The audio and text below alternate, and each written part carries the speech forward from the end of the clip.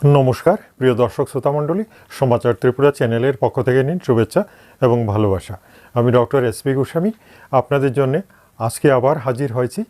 Homeopathy নিয়েই আলোচনা করব এবং হোমিওপ্যাথির বাছা একদম কি বলবো একদম আপনি মানে খুব খুঁজে যে ওষুধগুলো আপনাদের জন্য আমি রেডি করে রেখেছি যাতে আপনারা খুব সহজে এবং একটি মাত্র ওষুধ দিয়ে কিছু রোগ থেকে খুব সহজে দ্রুত মুক্তি পেতে পারেন। সেটার জন্যই আমি কিছু নতুন ঔষধ নিয়ে আলোচনা করছি, বিশেষ করে পেটেন্ট ফাইলগুলো নিয়ে। আমি এক দুটো ভিডিও আগেও দিয়ে দিয়েছি, আজকে আবার একটা নতুন ঔষধ নিয়ে আলোচনা করব। সেটা কোন রোগের জন্য সেটা আগে বলে নিচ্ছি। দেখুন, একটা রোগ বড় মারাত্মক, সেই রোগটা হচ্ছে আমরা ইংরেজিতে যেটাকে বলি সাইনোভাইটিস, অর্থাৎ সাইনোভিয়াল ফ্লুইডের অভাবে যে সমস্ত রোগ হয় থাকে শরীরে, বিশেষ করে হাঁটুতে ব্যথা, পায়ে ব্যথা, কোমরে ব্যথা, ঘাড়ে ব্যথা, বিভিন্ন জায়গাতে মানে জয়েন্টগুলোতে বেশি ব্যথা হয়, হ্যাঁ, আর্থ্রাইটিস এবং একটা মিক্সিং। এই বাতের কিন্তু অনেকগুলো রূপ, হ্যাঁ, বিভিন্ন রূপে বাত মানুষের শরীরে আবির্ভূত হয়, হ্যাঁ, সেটার বিভিন্ন কারণ থাকে এবং সেটার থেকে লোকেরা সহজে মুক্তি পান না। এবং বলতে গেলে কি, প্রচুর লোক কিন্তু এই বাতের রোগে এতটাই আক্রান্ত যে জীবন ধারণ করতে খুবই কষ্ট হচ্ছে। চলাফেরা অনেকের বন্ধ হয়ে গেছে, হাঁটতে পারেন না, হাঁটু মুড়তে পারেন না, বাঁকা করতে পারেন না, ঠিক আছে, পায়ে প্রচণ্ড ব্যথা হয়, চলতে গিয়ে পাটা যেন অবশ হয়ে যায়। আর যাদের বয়স একটু বেশি হয়ে গেছে তারাই সবচেয়ে বেশি ভুগছেন। আর তাদের একটা মেইন কারণ হচ্ছে এই যে হাঁটুর ভেতরে যে জেলির যে পদার্থটা যেটা জমে থাকে, যেটাতে ফ্লেক্সিবিলিটি বাড়ে, অর্থাৎ একটা হাড়ের সাথে আরেকটা হাড় যাতে টাচ না হয়, সেটার জন্যে প্রাকৃতিক নিয়মে মানব দেহে এক ধরনের ফ্লুইড থাকে এই জয়েন্টগুলোতে। সেই ফ্লুইডগুলোর যখন অভাব হয়ে যায়, হ্যাঁ, সাইনোভিয়াল ফ্লুইড বলা হয়, সেগুলোর যখন অভাব হয়ে যায় তখনই কিন্তু গ্রিজ, যেটাকে বাংলায় আমরা বলতে পারি মোবিল গ্রিজের মতো জিনিসটা, গাড়ির পার্টস যেভাবে থাকলে পরে একটা আরেকটার গায়ে যাতে না লাগতে পারে সেটার জন্য কিন্তু মোবিল ঢেলে দেওয়া হয় ইঞ্জিনের মোবিল ঢেলে দেওয়ার মেন কারণই হচ্ছে যে একটা পার্টস যাতে আরেকটা পার্টসের সাথে লেগে ঘষা না লাগে, এবং ঘষা লাগলে তো ক্ষয় হবে, বুঝতে পারছেন তো। তো মানব দেহে সেম ব্যাপার, আমাদের যে স্কেলিটন যেটা হাড়ের যে স্ট্রাকচার যেটা, সেই স্ট্রাকচারের বিভিন্ন জায়গাতে ফ্লেক্সিবিলিটি আছে, অর্থাৎ মুভমেন্ট করতে হয়। যেমন হাতের এই জয়েন্ট, সেই জয়েন্টটা কিন্তু মুভমেন্ট করতে হবে। তো এটা যদি স্টিক হয়ে যায়, অর্থাৎ একেবারে শক্ত কিছু হয়ে যায়, তাহলে কিন্তু মুভ করবে না, এভাবেই আমাদের হাত নাড়তে হবে রোবটের মতো। কিন্তু এটাকে যদি আমরা মুভমেন্ট করতে হয় তাহলে জানবেন যে এই জয়েন্টের মধ্যে ফ্লেক্সিবিলিটির জন্যে সেখানে সাইনোভিয়াল ফ্লুইডটা থাকতেই হবে, অর্থাৎ জেলির মতো পদার্থটা থাকতে হবে। এবং ঈশ্বরের কৃপায় এটা অটোমেটিক সৃষ্টি হয় মানব দেহে, একদম শিশু যেদিন জন্ম নেয় সেদিন থেকেই এটার ক্রিয়েটিং শুরু হয়ে যায়।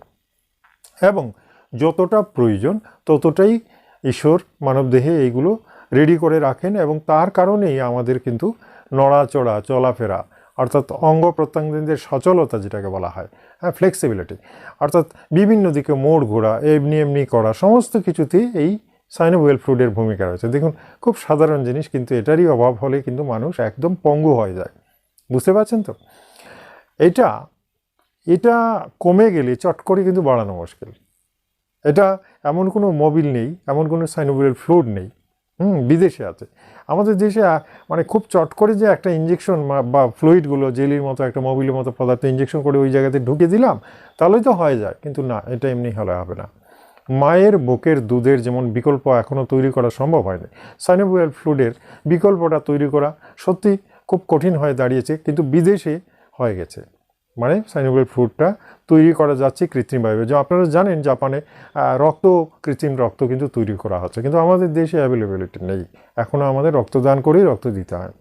তাহলে সাইনোভিয়াল ফ্লুইডটাকে বাড়ানোর যে মেডিসিনগুলো আছে, অ্যালোপ্যাথিতেও প্রচুর আছে, রিজয়েন্ট আছে, এটা আছে, ওটা আছে, অনেকগুলো জিনিসই আছে, হ্যাঁ, সেগুলো দিয়ে ধীরে ধীরে তিল করে বাড়াতে হয়, একদিনে বাড়ে না। আর সেটার কারণেই এই রোগটা সারতে একটু সময় লাগে, এটা কিন্তু আমি আগে বলে নিচ্ছি।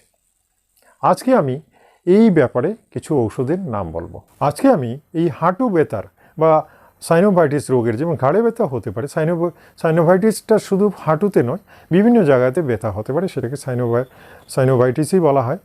তাহলে প্রথমে আমি হাঁটুর ব্যথাই বলছি, একটা দিয়ে শুরু করি। তো এই হাঁটুতে যাদের ব্যথা হয়, প্রচণ্ড ব্যথা, এবং হাঁটতে চলতে ভীষণ কষ্ট হচ্ছে, হাঁটু মুড়তেও কষ্ট হচ্ছে, হাঁটুটা অনেকের ফুলেও যায়, হাঁটুর ডগাটা ফুলে যায়, লাল হয়ে যায়, ব্যথা হয় প্রচণ্ড, এই যে জিনিসগুলো, এরকম যদি সিমটম থাকে, তাহলে একটা পেটেন্ট কিন্তু খুব ভালো তৈরি করা হয়েছে, যেটা doctor advice number 92, doctor advice number 92 নামে একটা প্যাটেন্ট ফাইল বাজারে আছে, আপনারা সেটা কিনতে পারেন। না, নামটা দেখে নেবেন, আমার ভিডিওতে তো নাম দিয়েছি, ইভেন ওষুধের ছবিটাও আমি দিয়েছি। এই ওষুধটা আপনারা কিনে খেতে পারেন।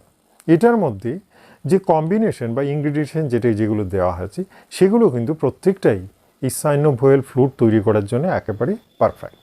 আর সেই জন্যই এই ওষুধটা খুব জনপ্রিয়তা লাভ করেছে এবং প্রচুর চলছে। এমনিতে হোমিওপ্যাথি ওষুধ তো আমরা আলাদা আলাদা দিয়েই থাকি, এটা ওটা বিভিন্ন আছে কম্বিনেশন, আর সেই কম্বিনেশনগুলোই মিক্স করে এই ফাইলটা কিন্তু তৈরি করা হয়েছে।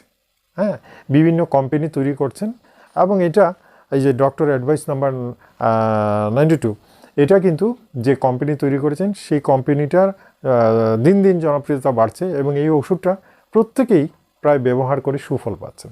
আসুন, এটার মধ্যে কী ইনগ্রিডিয়েন্টস আছে সেটা নিয়ে আমি একটু বুঝিয়ে দিই আপনাদের। প্রথম ব্যাপার হচ্ছে, এটার মধ্যে এপিস্মেল আছে। এপিস্মেল পটেন্সিতে আমরা দিয়ে থাকি, যখন কোনো জায়গায় ফোলা থাকে, ফোলা ব্যথা এগুলো যদি থাকে, তাহলে এপিস্মেলটা দারুণ কাজ করে, এবং সেখানেই এটা মিক্স করা হয়েছে 3x পরিমাণে। ঠিক আছে, এরপরে আসছে কেলিয়ায়ড। কেলিয়ায়ড তো বাতের একটা প্রধান ঔষধ বলা হয়, যে কোনো বাতের জন্যে, ফোলা ব্যথা যন্ত্রণা, হ্যাঁ, এবং দেহের যে সমস্ত জয়েন্টগুলো আছে সেখানে কেলিয়ায়ড কিন্তু দারুণ কাজ করে। সুতরাং এটাও একটা পটেন্সি দেওয়া আছে 30x, মানে একটু বেশি পাওয়ারে এখানে দেওয়া হয়েছে, যেটার ভালো ফাংশন আছে। ব্রায়োনিয়া 3x দেওয়া হয়েছে। ব্রায়োনিয়া 3x নয়, এটা 6x ওনারা দিয়েছেন। ব্রায়োনিয়া 6x কিন্তু দারুণ ওষুধ, কি বলবো, মানে বাতের জন্যে ব্রায়োনিয়া তো অলরাউন্ডার, আর বাতের জন্য তো ব্যথা বেদনার জন্য, ফোলা বেদনার আর ব্রায়োনিয়ার কোনো জুড়ি নেই।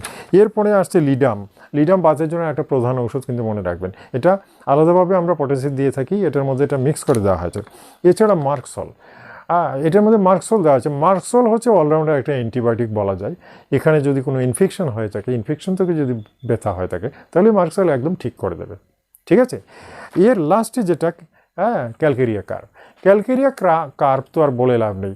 বডিতে যে কোনো ধরনের ইনফ্লামেশন হোক, টিউমার হোক, টিস্যু বেড়ে যাওয়া, আর সেটার কারণে সমস্ত প্রবলেম ক্রিয়েট করা, সেগুলোর জন্যই ক্যালকেরিয়া কার্ভের কোনো জুড়ি নেই। এটা 30 পটেন্সিতে ওনারা এটাতে মিক্স করেছেন।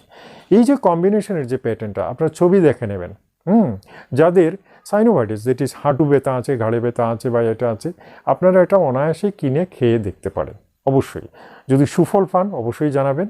আশা করি এটাতে বিফল হবেন না, কেন কি এই জন্যই আমি বলেছি, প্রচুর লোককে আমি দিয়েছি, এবং প্রচুর লোক এটা খেয়ে দারুণ উপকারে পেরেছেন। তাই আজকে আমার মনে হলো যে এটা সম্পর্কে একটু জানিয়ে দেওয়া ভালো, কেন কি আমার কাছে প্রত্যেক দিন প্রচুর ফোন কল আসছে এই হাঁটু ব্যথা নিয়ে, অনেকেই কষ্ট পাচ্ছেন।